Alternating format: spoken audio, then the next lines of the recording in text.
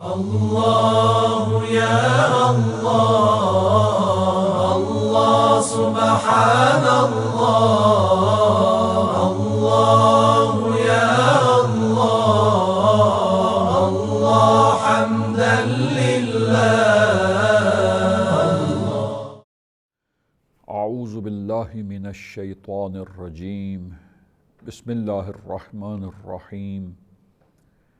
الحمد للہ رب العالمین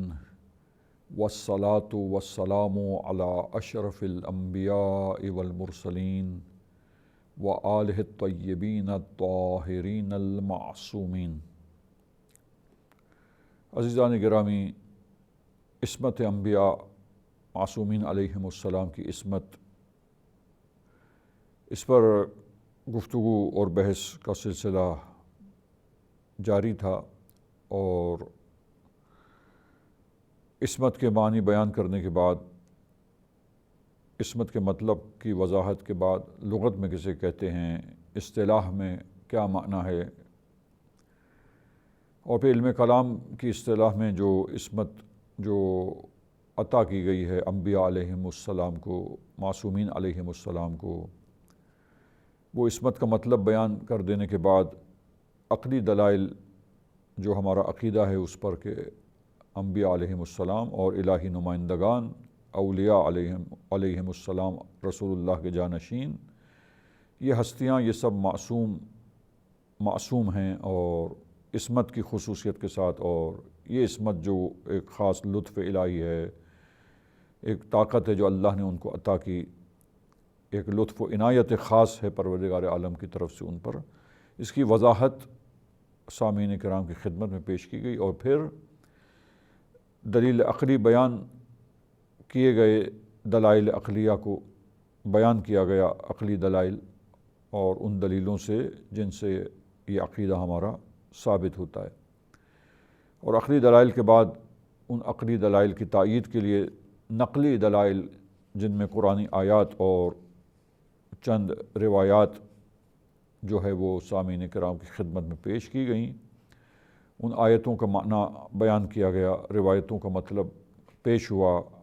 اور جو استدلال کی کیفیت ہے ان آیات میں اور روایات میں، ان استدلالات کو اور کیفیت دلالت کو پیش کیا گیا ناظرین کرام کے سامنے. اب یہ مطلب عصمت کے باب میں، چیپٹر میں ہم نے جو سمیٹے اور یہاں تک گفتگو اور بحث کو پہنچایا ہے. اب آپ دیکھیے کہ اعتراض ہوتا ہے اور سوال جو ہے وہ اٹھتا ہے کہ قرآن مجید میں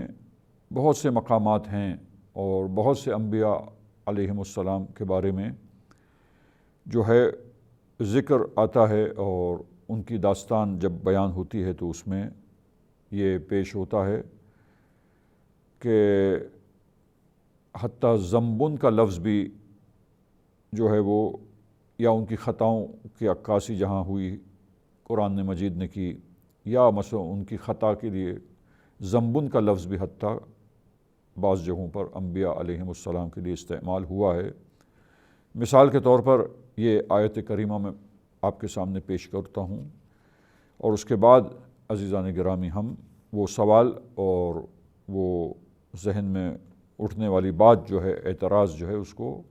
ہم پیش کرتے ہیں، اور پھر اس کے بارے میں دیکھتے ہیں مل جل کر، اور غور کرتے ہیں کہ اس طرف سے دلیل عقلی، یعنی عقلی دلائل ہیں محکم،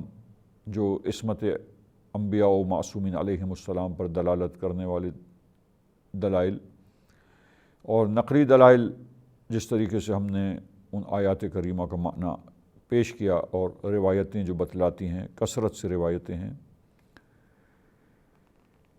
تو اب آپ دیکھیے کہ یہ بعض جگہوں پر قرآن مجید میں جو انبیاء علیہم السلام کا تذکرہ ہے، میں ایک بات آپ کے سامنے، حضرت آدم علیہ السلام اور حضرت حوا علیہ السلام، تو ابو البشر اور ام البشر علیہم السلام، یہ ان کے بارے میں قرآن میں کئی مقامات پر جو ہے وہ داستان جو ہے حضرت آدم اور حضرت حوا کی بیان ہوئی ہے، پیش ہوئی ہے، کہیں تفصیل کے ساتھ، کہیں مختصر، کہیں اشارتاً۔ تو ایک مقام پر جو ہے وہ یہ داستان میں بیان ہوا ہے اس طریقے سے کہ فَأَزَلَّهُمَا الشَّيْطَانُ عَنْهَا فَأَخْرَجَهُمَا مِمَّا كَانَا فِيهِ وَقُلْنَا اهْبِطُوا بَعْضُكُمْ لِبَعْضٍ عَدُوٌّ،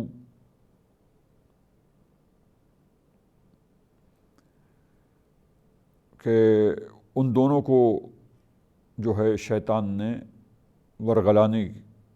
کی کوشش کی اور ان کے قدموں میں لغزش ڈال دی،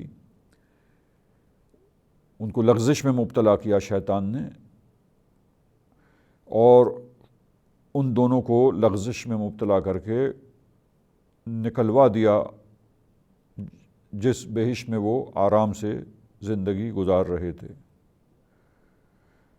اور پھر اللہ تعالیٰ فرماتا ہے کہ قُلْنَا اهْبِطُوا، ہم نے ان سے کہا کہ حضرت آدم اور حضرت حوا سے کہ اب تم بہشت سے نکل چلو، اور بہشت سے ان کو اتارا اور اس زمین پر ہم نے بھیجا۔ اور یہ اللہ تعالیٰ نے بتلا دیا اور واضح کیا کہ نسل بشری میں جب انسان پیدا ہوں گے اس دنیا میں تو حالات کیا ہوں گے اور کیا صورتحال ہوگی منظر کشی کی، کہ بعضکم لبعض عدو، کہ تم میں سے بعض کے ساتھ عداوت کرنے والے ہو جائیں گے اس روئے زمین پر، کرۂ ارض پر، کہ جہاں حضرت آدم علیہ السلام اور حضرت حوا سلام اللہ علیہا کو جنت سے اتار کر یہ زمین میں ان کی دنیاوی حیات کو اب قرار دیا گیا۔ لہٰذا یہاں پر دیکھیے کہ شیطان نے ان کو لغزش میں مبتلا کر دیا، شیطان نے ان کے قدموں میں لغزش جو ہے وہ پیدا کر دی، وسوسہ ڈال دیا ان کے ذہنوں میں۔ اب آپ دیکھیے کہ میں مختصر یہ عرض کروں کہ بہت سے مقامات پر یہ داستان جو ہے وہ قرآن میں بیان ہوئی ہے، لہٰذا یہ مثال کے طور پر دیگر مقامات پر بھی بیان ہوا ہے۔ تو اب دیکھیے کہ یہاں لغزش کا آ جانا، حضرت آدم علیہ السلام پیغمبر ہیں، لہٰذا ان میں لغزش کا آ جانا، لغزش سے دوچار ہو جانا ان کا، لہٰذا یہ لغزش کا ان کے قدموں میں آ جانا، لغزش سے دوچار ہو جانا، شیطان کی طرف سے کوشش کے ذریعے شیطان کا ان کو لغزش میں مبتلا کر دینا۔ عزیزان گرامی، اس سے کیا پتہ چلا کہ پیغمبر سے لغزش ہو گئی، حضرت آدم سے لغزش ہو گئی، اور یہ لغزش ہوئی، یہ خطا ہوئی، تو یہ تو قرآن مجید بیان کرتا ہے۔ اور پھر حضرت آدم کی توبہ کا تذکرہ بھی ہے کہ اس لغزش کے بعد، اس خطا کے بعد حضرت آدم نے یہ جو ہوا ان سے عمل، اس کے نتیجے میں پھر انہوں نے توبہ کی، اللہ کی بارگاہ میں طلب مغفرت کی، لہٰذا اللہ تعالیٰ نے معاف کر دیا۔ تو یہ تمام چیزیں یہ جو قرآن کی ہیں یہ کیا بتلا رہی ہیں اور یہ کیا بیان کر رہی ہیں، اسی طریقے سے دیگر انبیاء علیہم السلام کے بارے میں، یا حتیٰ ختمی مرتبہ صلی اللہ علیہ وآلہ وسلم کے بارے میں آیتیں ہیں کہ جن آیتوں کو دیکھ کر یہ سوال ذہن میں اٹھتا ہے کہ پھر اگر انبیاء علیہم السلام اور یہ سارے رسول جو اللہ کی طرف سے بھیجے ہوئے نمائندے تھے، یہ سب عقلی دلیل کی بنیاد پر اگر ان کو عصمت کی خصوصیت کے ساتھ ہونا چاہیے اور یہ عصمت کی منزل پر تھے اور معصوم تھے یہ سب کے سب اللہ کے نمائندے، تو پھر یہ آیات جو بتلاتی ہیں کہ ان کی خطا کا تذکرہ یا مثلا ان کے قدموں میں لغزش کا آنا یا اس قسم کی باتیں مختلف انبیاء کے بارے میں جو قرآن میں آئی ہیں، یہ دونوں کس طریقے سے ان کو ملایا جائے، پس یہاں جہاں لغزشوں کا تذکرہ ہے اس سے تو پتہ چلتا ہے کہ وہ خطا ہوتی ہے ان سے، اور جو ہے اشتباہ کر بیٹھتے ہیں، وہ غلط کام ان سے سرزد ہو جاتا ہے معاذ اللہ۔ تو عزیزان گرامی، یہ دیکھیے اب سوال، اور اس سوال اور اس اعتراض کا جواب عزیزان گرامی، اس کے جواب کے مقام میں آپ سامعین کرام کی خدمت میں روشن کروں گا کہ آپ دیکھیے ایک مثال پہلے میں پیش کروں اور اس مثال کے بعد جواب آپ کی خدمت میں پیش کروں، اور ایک دو کتابوں کے حوالے بھی، ریفرنسز بھی آپ کی خدمت میں پیش کرتا ہوں کہ ظاہر ہے کہ ہم تو اختصار کے ساتھ ایک جواب کو پیش کر دیں گے آپ سامعین کرام کی خدمت میں، لیکن مختلف انبیاء کے بارے میں مختلف جو ذکر آئے ہیں، اور وہاں ہر نبی کے بارے میں وہ جو آیت آئی، جیسے ابھی ایک مثال ہم نے یہاں پیش کی آپ کے سامنے،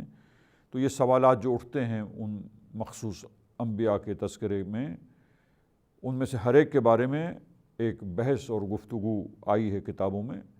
ان کتابوں کا ریفرنس بھی اب بھی ہم آپ کے سامنے پیش کریں گے تاکہ اہل ذوق اور اہل مطالعہ انشاءاللہ ان کتابوں کی طرف رجوع کریں اور وہاں سے اسٹڈی کریں اور وہاں سے مطالعہ کریں، وہاں تفصیل کے ساتھ یہ اس بارے میں، عصمت انبیاء کے بارے میں اور ان واقعات کو ذکر کر کے، ان روایات کو ذکر کر کے اس سلسلے میں گفتگو کی گئی ہے اور جواب دیے گئے ہیں، اچھے انداز سے روشنی ڈالی گئی ہے اس مطلب پر۔ تو عزیزان گرامی، یہ آپ دیکھیے کہ یہ اعتراض اور یہ سوال جو ہم نے آپ کے سامنے پیش کیا، مثال جو میں عرض کرنا چاہتا ہوں وہ یہ ہے کہ فرض کریں کہ ایک استاد ہے اور استاد کے پاس جو کلاس ہے، جس کلاس میں استاد پڑھا رہا ہے، بہت سارے شاگرد ہیں، ان کی ذہنی سطح مختلف ہے اور مختلف مزاج کے اسٹوڈنٹس ہیں، مختلف انداز سے ان کا عمل ہے، مختلف انداز سے ان کی کوششیں ہیں۔ تو وہ جو بہت ذہین شاگرد ہیں اور بہت ہی یعنی محنت کرنے والے اور منظم رکھنے والے، اپنے آپ کو نظم و ضبط کی پابندی کرنے والے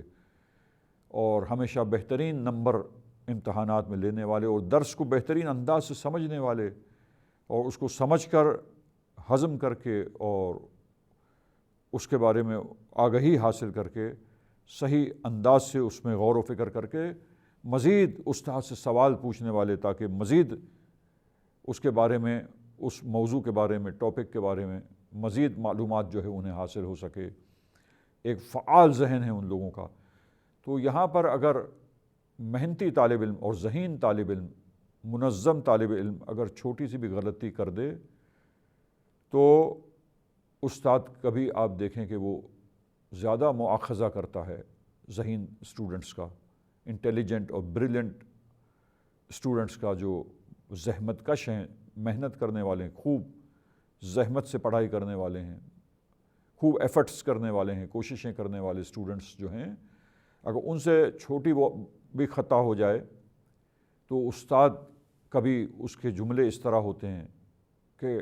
ایسا لگتا ہے کہ بہت بڑا جرم جو ہے وہ اس اسٹوڈنٹ سے سرزد ہو گیا ہو، لیکن چونکہ ان اسٹوڈنٹس سے محبت رکھتا ہے، ان اسٹوڈنٹس کا معیار ایسا معیار ہے، ان کا لیول ایسا لیول ہے، ان کی ایفرٹس ایسی ایفرٹس ہے، وہ ایسے انٹیلیجنٹ ہیں اور اس طرح محنت کرتے ہیں، اس طرح شوق سے پڑھتے ہیں کہ ان کی چھوٹی سی کوتاہی اور غلطی بھی اس کی پکڑ کرتا ہے استاد، ٹیچر، اور ان کو روک دیتا ہے۔ تو یہ استاد کی طرف سے جو سختی ہے، یہ استاد جو تنبیہ کرتے ہوئے ان کو جو ڈانٹتے ہوئے جو بات کہہ دیتا ہے، اس بات سے ایسا لگتا ہے کہ ان سے بہت بڑا جرم ہو گیا، بہت بڑی خطا ہو گئی، اور اس کے مقابلے میں بڑی خطا ممکن ہے کہ وہ اسٹوڈنٹس جو انٹیلیجنٹ نہیں ہیں یا متوسط ذہن کے، وہ اسٹوڈنٹس جن میں نظم و ضبط اور کوششیں اس انداز سے نہیں ہیں، لاپرواہ ہیں، غافل ہیں، تو ان کی بڑی خطائیں بھی جو ہے وہ شاید استاد جو ہے وہ اتنی سخت عبارت جو ہے یا سخت جملے ان کے بارے میں نہ کہیں۔ یہ چیزیں، یہ بہت سامنے کی مثال میں نے آپ سامعین کرام کی خدمت میں پیش کی ہے،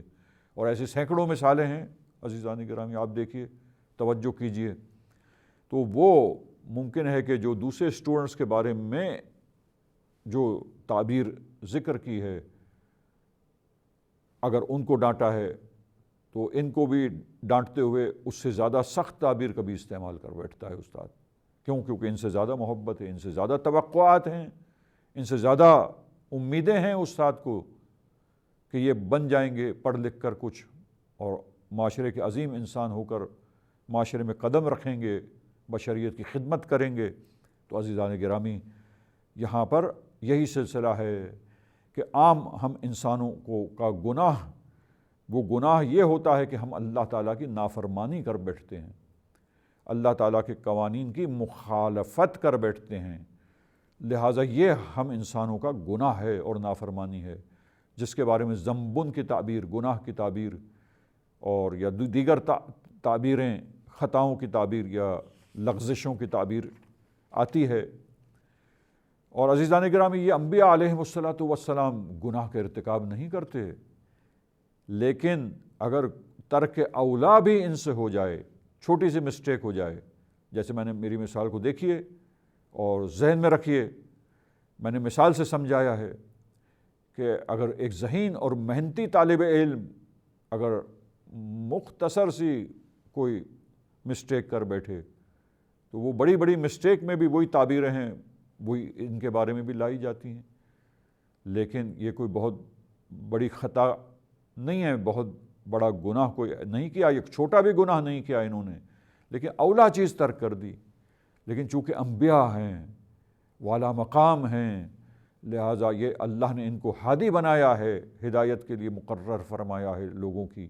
بشریت کی، لہٰذا ان سے توقع یہ ہے کہ اولا جتنے بھی کام ہیں ان کو اپنائیں اور ترک اولا ان سے نہ ہو، اولا کام بالکل ترک نہیں ہو ان سے، لہٰذا کہیں کوئی اولا کام ترک ہو جائے تو یوں مواخذہ ہوتا ہے اللہ تعالیٰ کی طرف سے سخت، کبھی انبیاء علیہم السلام کے سلسلے میں، کیونکہ یہ والا مقام ہیں، اللہ کے نزدیک بہت زیادہ اور سب سے زیادہ پسندیدہ ہیں، لہٰذا پھر اولا اگر ترک ہو جائے تو جس طرح ہم انسانوں کے بارے میں گناہوں کی تعبیر ہے، یہاں ایک اولا کام کو ترک کر دینا جو حرام نہیں ہے، کوئی حرام کا ارتکاب نہیں کیا، اللہ کے قانون کی مخالفت نہیں کی، لیکن بہتر کام جو انبیاء کے شایان شان ہے کہ ان کو انجام دیں، اولا کو ہمیشہ انتخاب کریں اور چنیں، تو گزشتہ انبیاء علیہم السلام سے ترک اولا ہو جاتی تھی، تو یہ ترک اولا جو ان سے ہوتا تھا، اس سلسلے میں اللہ نے یہ تمام تعبیریں جو ہے ان کے بارے میں استعمال کی ہیں۔ اور اگر حقیقت میں دیکھیں تو عام انسانوں کی طرح کوئی انہوں نے مخالفت خدا کے قانون کی انجام نہیں دی۔ اب یہی حضرت آدم علیہ السلام کے سلسلے میں، کیونکہ اس مثال کو ہم نے پیش کیا کہ جس درخت سے روکا تھا اس درخت سے جا کر کھایا، تو تفاسیر یہ بیان کرتی ہیں کہ حضرت آدم نے ہرگز اللہ کے قانون کی مخالفت نہیں کی۔ بعض تفاسیر میں یوں بیان ہوا ہے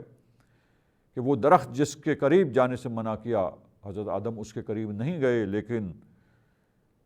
شیطان نے جو کچھ وسوسہ ڈالا تھا اس وسوسوں کی بنیاد پر، کچھ خیالات کی بنیاد پر، حضرت آدم علیہ السلام اس جیسے مشابہ درخت کے پاس گئے اور اس درخت سے کچھ کھا لیا، اور اس کے کھانے کو اللہ نے منع بھی نہیں کیا تھا، اس درخت کے قریب جانے سے منع کیا تھا، لہٰذا اس کے قریب نہیں گئے، لیکن اس جیسا دوسرا درخت جو تھا اس کے پاس جا کر کھایا ہے، اور کھانے سے کوئی ممانعت بھی نہیں تھی، لیکن حضرت آدم چونکہ نبی ہیں، ان کے شایان شان یہ تھا کہ جب اس درخت کے قریب جانے سے منع کیا تو اس جیسے تمام مشابہ درخت سے اجتناب کرتے اور نہ جاتے، ایک اولا کام ترک ہو گیا، لہٰذا اس ترک اولا پر اللہ تعالیٰ نے یوں سختی سے حضرت آدم کے ساتھ خطاب کیا ہے، کیونکہ اللہ کے نزدیک پسندیدہ ہیں وہ اسٹوڈنٹس، وہ شاگرد جو زیادہ عزیز ہوتے ہیں، محنت کی وجہ سے، قابلیت کی وجہ سے، منظم ہونے کی وجہ سے، وہ ان کی چھوٹی سی مسٹیک پر بہت سخت مواخذہ استاد ان کو کرتا ہے، تنبیہ کرتا ہے، کیونکہ ان کی ترقی چاہتا ہے، لہٰذا یہی یا معاملہ ہے کہ اللہ ترک اولا پر بھی اس انداز سے مواخذے کا لفظ استعمال کرتا ہے یا مواخذہ کرتا ہے، اس انداز سے یہ اللہ کی محبت ہے انبیاء سے۔ تو یہاں اور پھر انبیاء علیہم السلام بھی یہ احساس کرتے ہیں کہ اولا کام ترک ہوا، لہٰذا وہ عظیم انسان ہے جو اس انداز سے اللہ کے سامنے گڑ گڑاتے اور توبہ کرتے ہیں، اور وہ ترک اولا جو ان سے ہو گیا اس کے سلسلے میں معافی مانگتے ہیں تاکہ تقرب کی بالا ترین منزلیں حاصل ہو سکیں۔ عزیزان گرامی، اور ایک اور تفسیر جو ہے اس میں جو ہے وہ کچھ یوں بیان ہوا اور کچھ اشارہ ملتا ہے، بعض علماء نے گفتگو کی ہے کہ بالکل یہ امر جو تھا اللہ تعالیٰ کی طرف سے کہ اس درخت کے قریب نہ جانا، یہ امر ارشادی تھا، ارشاد کے لیے تھا، یہ تکلیفی امر نہیں تھا کہ مکلف ہوں حضرت آدم علیہ السلام کے اس پر عمل کرنا واجب ہے، نہیں، ارشاد کے لیے تھا کہ دیکھو ایسا نہ کرنا تو تمہارے لیے بہشت میں قیام رہے گا، اور اگر تم نے اگر ایسا نہ کیا اور جا کے انتخاب کیا کہ کھا لیں، تو اللہ نے ارشاد کر دیا کہ اس کا نتیجہ یہ ہوگا کہ پھر بہشت نہیں بلکہ زمین پر جانا ہوگا، اور زمین پر جانے کے بعد وہاں استقرار ہوگا اور وہاں حیات دنیاوی کا سلسلہ ہوگا۔ لہٰذا حضرت آدم نے ارشاد جو اللہ تعالیٰ نے کیا، حضرت آدم نے اس ارشاد کے مطابق جو ہے جنت میں رہنے کو جو اعلیٰ زندگی ہے انتخاب نہیں کیا اور اس کا انتخاب کیا، لہٰذا یہاں پر کسی گناہ کا ارتکاب انہوں نے نہیں کیا۔ اب عزیزان گرامی، یہاں پر میں سلسلے گفتگو کو ختم کرتا ہوں، اور یہ بات جو حوالہ ہمیں آپ کی خدمت میں پیش کرنا تھا، انشاءاللہ ہم کتابوں کا وہ نیکسٹ پروگرام میں حوالہ بھی پیش کریں گے، اور ایک دو پوائنٹس جو رہ گئے ہیں اس کو سمیٹ کے آپ کی خدمت میں انشاءاللہ بیان کریں گے۔ وصلی اللہ علی محمد